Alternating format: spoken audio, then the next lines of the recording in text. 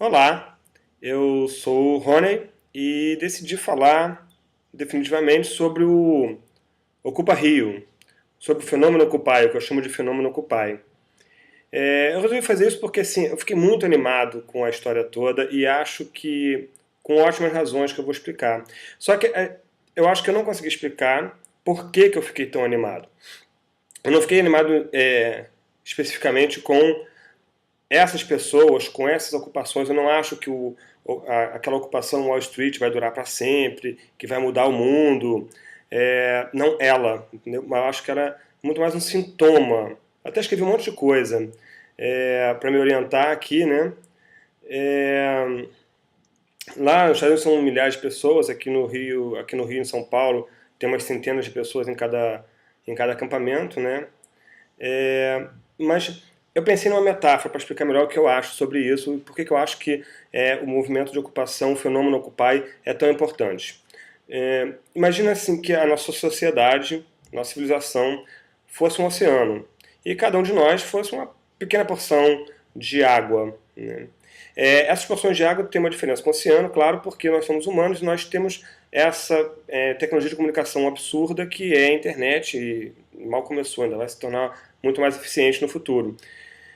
E algumas ideias que essas pequenas porções de água têm vão se espalhando por esse oceano sem ninguém ver, porque ninguém consegue monitorar muito bem o que está sendo falado na internet, qual é o espírito de um tweet. A pessoa fala um negócio sobre o que ele está falando de fato. Não existe inteligência artificial para analisar tudo isso, né? Isso vai se espalhando silenciosamente pelo oceano, que é a nossa civilização. Até que, em algum momento, isso esbarra em um litoral mais rochoso, em uma região com corais, com recifes, né? E aquelas ideias que estão fervilhando no oceano se levantam em resposta àquilo. Nos Estados Unidos foi a crise com o capitalismo, a forma como o capitalismo deles está sendo conduzido. No Brasil, a gente foi meio na onda.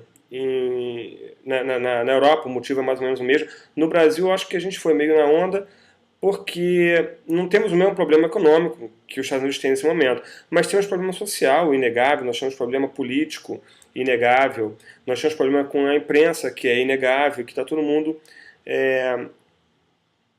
comentando. Inclusive essas coisas eram essas ideias, né? O problema com a imprensa, o problema com a representatividade política, o problema no caso dos Estados Unidos com a condução do capitalismo tanto por parte dos políticos quanto por parte das corporações, né? São algumas dessas ideias, ao meu ver, que estão se espalhando pelo oceano invisível de comunicação e de ideias, né? É, Quando eu falo bem melhor sem escrever, né? Que eu fico lendo e não lembro que eu tô, e perco o fio da meada. Mas bom, eu posso cortar os trechos, né? Vou acabar não cortando nada. O Recife de... Então, quando essas ideias vão se espalhando, a gente está, na verdade, criando um novo paradigma. Pela nossa possibilidade de comunicação, pela quantidade de pessoas que a gente tem no mundo que precisam ser administradas, os recursos vão se tornando esparsos, né? Mas tudo isso são coisas que vão acontecendo invisivelmente e a gente subestima muito a nossa própria espécie, a nossa própria inteligência, a nossa própria criatividade, a nossa própria capacidade de organizar ideias coletivamente.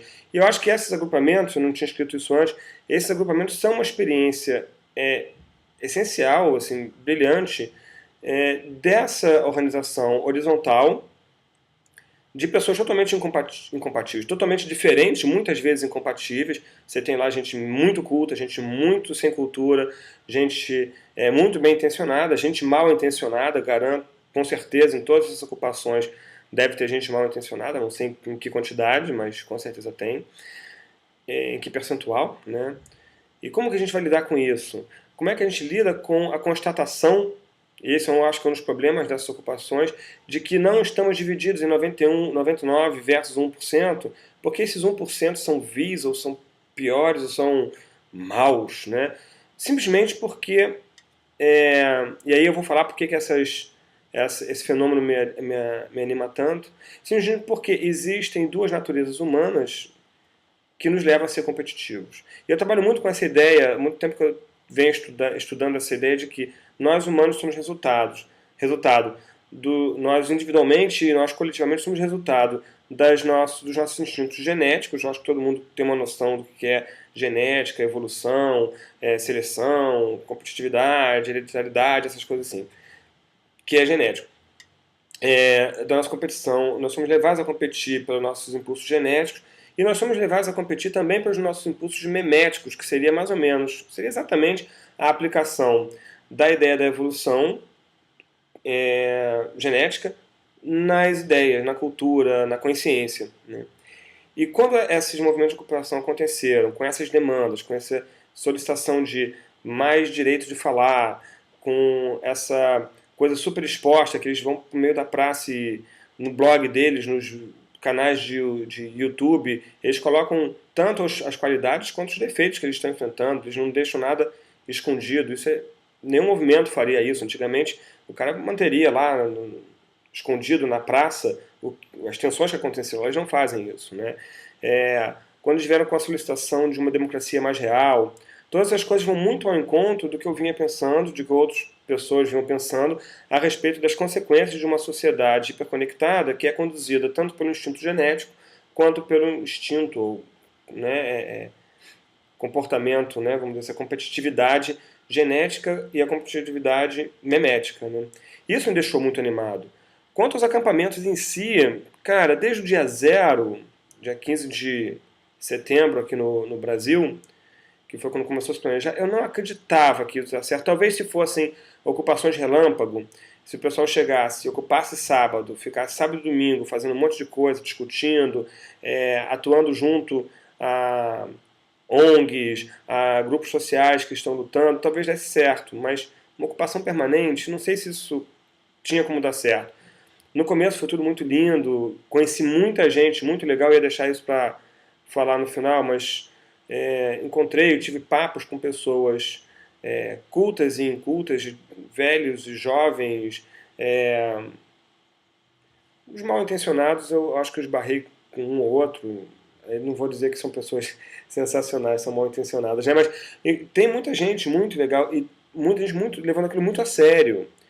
Isso é importante. Não é, para a maioria das pessoas que eu vi ali, pelo menos quando tem muita gente, aquilo não é uma brincadeira. Que eles estão acreditando, eles estão realmente querendo mudar o mundo. Não sei até que ponto eles estão prontos para mudar, eles mesmos estão prontos para perceber que essa mudança do mundo não se trata de derrubar 1% que estão lá, mas se trata de derrubar 1% que vive dentro de cada um de nós, e descobrir formas mais justas de você buscar eu gosto muito dessas duas ideias, uma simplicidade voluntária e um luxo essencial, né?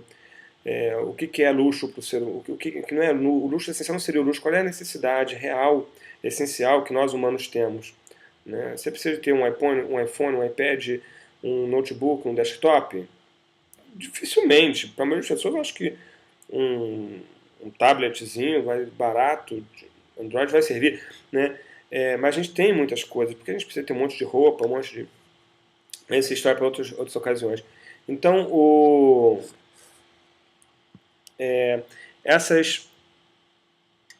as pessoas são bem intencionadas, mas o fenômeno em si, administrar de fato um acampamento público numa área totalmente aberta, acho que é importante para as pessoas verem isso. Uma das coisas que eu chamei atenção, como é difícil você juntar pessoas tão diferentes, né? E eu acho que muitas das pessoas criminalizadas vão ver ali que os Mauricinhos, Patricinhas, não são necessariamente tão ruins, que tem os Mauricinhos e Patricinhas bons, mas os Mauricinhos e Patricinhas estão vendo que as pessoas discriminadas, o povão, como o pessoal mais fascista gosta de falar, eu pelo menos considero essa ideia de povão e povinho meio fascista, né? Que o povão não é idiota, o povão pelo contrário, na sua maioria o povão é legal. O povão só está arredio, meio desconfiado, né? Não está acostumado a ser tratado como povo pelos governos. Não é só todos os governos, né? E no meio desse caminho entre, vamos dizer, o povão e o Mauricinho, a Patricinha, tem todo um espectro de pessoas, professores, pesquisadores, estudantes, é, pessoas idosas, aposentados e que foram políticos, que não foram políticos, que estão ali existindo naquele ambiente e desenvolvendo novas formas e aprendendo sobre um fato muito simples: nós todos somos 100%, não é 1%, né? Deixa eu ver se eu falei tudo que eu queria falar. Eu tinha terminado falando que eu acho que é importante entendermos que o fenômeno Occupy é um sintoma dessas ideias que estão se propagando por esse oceano que é constituído para que a nossa civilização forma hoje, graças à capacidade de comunicação que já parece limitada para a gente, né? Ele é um sintoma. E se você, eu acho que para quem quer entender para que lado que o mundo está indo, para que lado que a nossa sociedade vai, como é, que raio de paradigma é esse novo paradigma da sociedade do conhecimento, da sociedade de informação, que paradigma é esse e quais são as características básicas dele, né?